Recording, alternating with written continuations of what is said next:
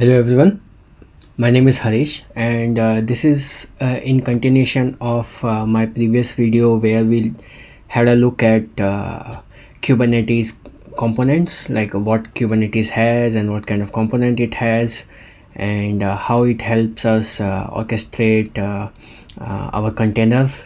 So today what we are going to do, instead of creating a cluster on my local laptop, so we are going to use Google's cloud platform, and we are going to create our cluster there.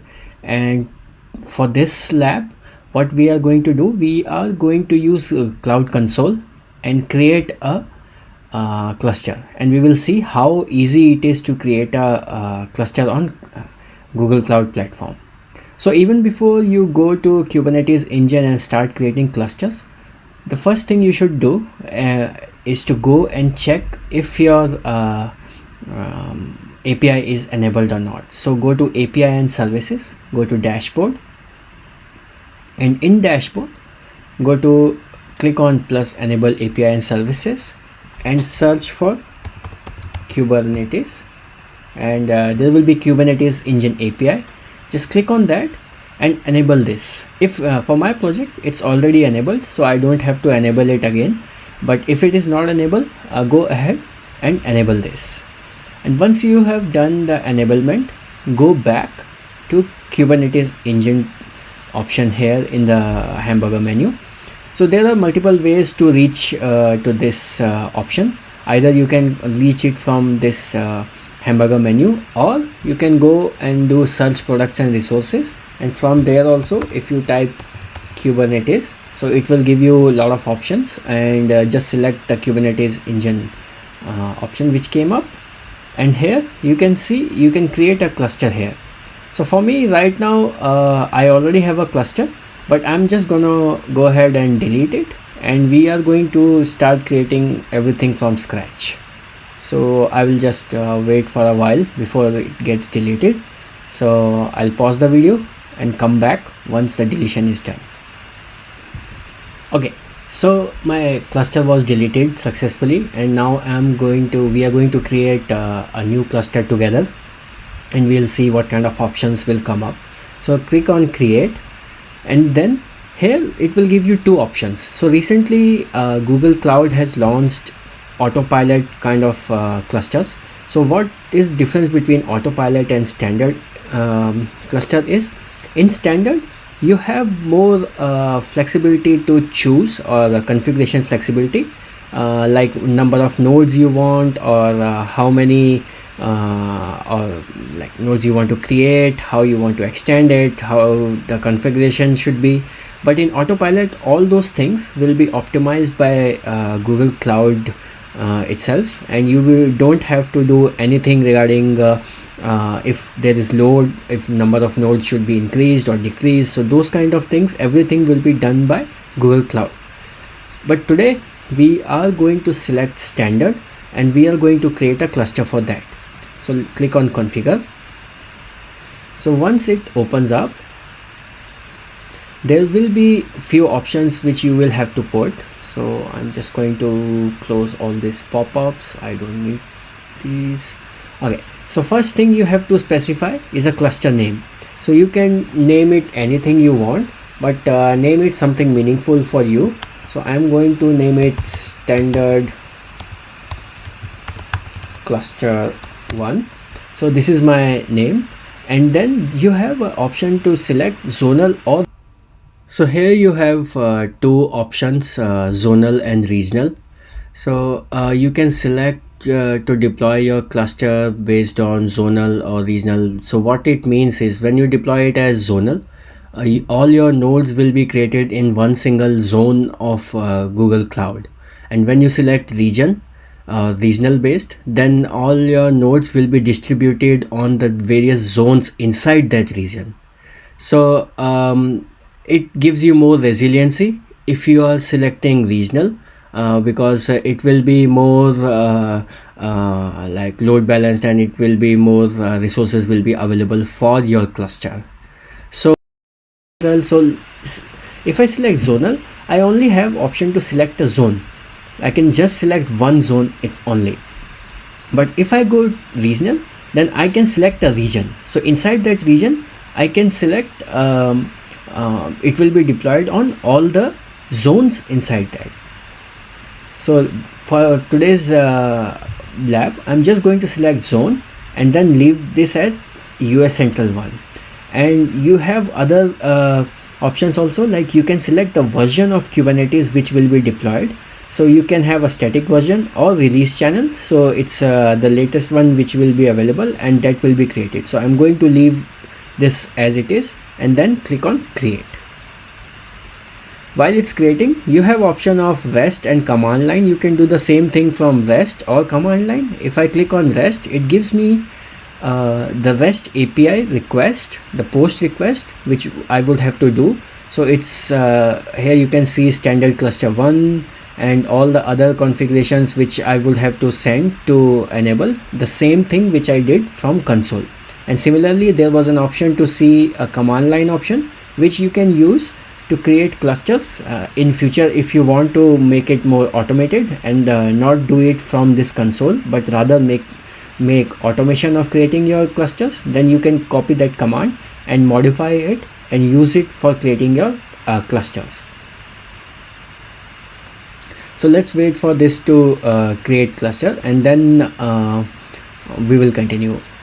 And it needs at least 3 nodes to get the quorum created, so that it can be resiliently working, and if at least one node gets down, it can still work with 2 nodes. So let's wait for it to create that. And then next step, what we are going to do, we are going to deploy a workload, one Nginx pod on all this newly created cluster. So while it's creating, so let's click on this name and see what kind of information we can see now. So currently it is building that, and then if you click on details, you can see a lot of information which is available here, and you can see the same information from kubectl command line as well if you connect your command line to this cluster. So it's giving you a lot of information, like what kind of network it is connected to, what kind of security you have, whether you have enabled binary authorization and all those things or not. And then you can click on nodes and you can see how many nodes are created. So currently the 3 nodes are created. So basically these are all compute engine which are created behind the scenes as nodes. So you can go and interact with these nodes, but you cannot interact with the control plane. So for control plane, it created one more compute engine, but you are not charged for that. It's free of cost. So GCP is giving you that control plane free of cost. So you are not paying for that. You are only paying for the number of nodes you have. So it created like CPU information and memory requested or memory available, and all those information is available here. And then if I go to storage, because I didn't create any storage, so you can have persistent disk associated with your cluster. All those information will also be shown here. Then logs, you can see the logs for your cluster, and you can of course go and see the logs for every node. If you click on that, it will take you to that node information, and then you can see the YAML file created for that node. And if you want to automate in future, you can copy this and make updates or all those things also here. You can copy, download from here, check the logs for that node. And then one more thing I want to show, that if I click on edit here, I can add one more node pool to my cluster. So if I go edit, and here at the top it's add node pool, I can click on this. I can create one more node pool. So currently I have 3 nodes. I can add another node pool, then number of nodes, and then it will be created or added to my cluster. But I'm not going to do that. because it will take some time. So I want to move to next step. The next step is of let's deploying a pod to our newly created cluster. So let's click on deploy, and by default Google Cloud is giving you some images which you can select and deploy it from Google's container registry. Of course, you can push a new image or create a new image and push it to Google Cloud registry, Google Container Registry, and then from there you can deploy that image as well. But for now, and we are going to do that in future videos and labs, we will see how to create our own custom image and push it to Container Registry and deploy it on GKE cluster.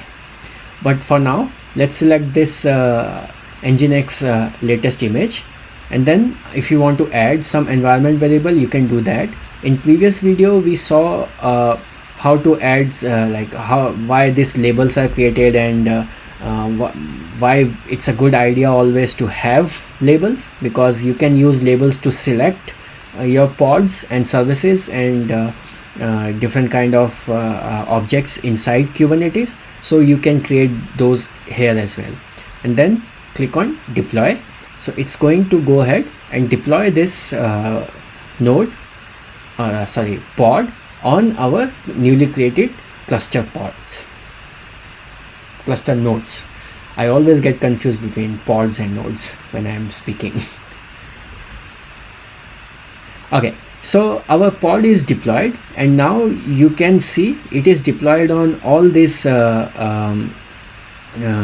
nodes here. Okay, so Nginx is deployed. You can see the YAML file for that, and you can so a deployment was created, and in that deployment there are app labels which we did, which we added from console, and then there is a revision history.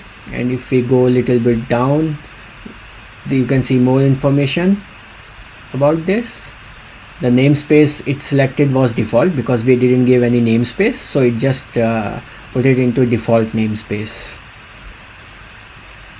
So you can get this and download it again like YAML file if you want to, and then similar to cluster logs and node logs, you can get pod logs also here.